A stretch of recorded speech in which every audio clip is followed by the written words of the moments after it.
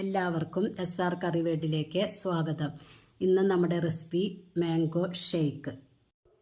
ഇതിന് വേണ്ട ഇൻഗ്രീഡിയൻസ് 2 മാങ്ങ തൊലി ചെത്തി കഷ്ണങ്ങളാക്കിയത്, വിപ്പിംഗ് ക്രീം, 1 പാക്കറ്റ് പാല് ഫ്രീസറിൽ വെച്ച് കട്ടയാക്കിയത്, പഞ്ചസാര.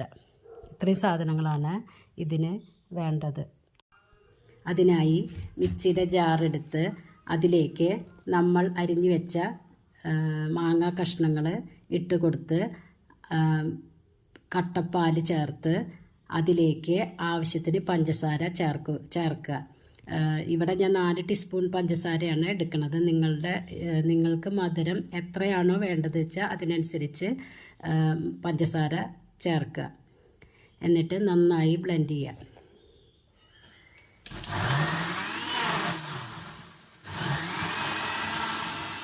മിക്സിയുടെ ജാറിൽ 2 ടേബിൾ സ്പൂൺ വിപ്പിംഗ് ക്രീം എടുത്ത് ചെറുതായി ഒന്ന് ബ്ലെൻഡ് ചെയ്യുക.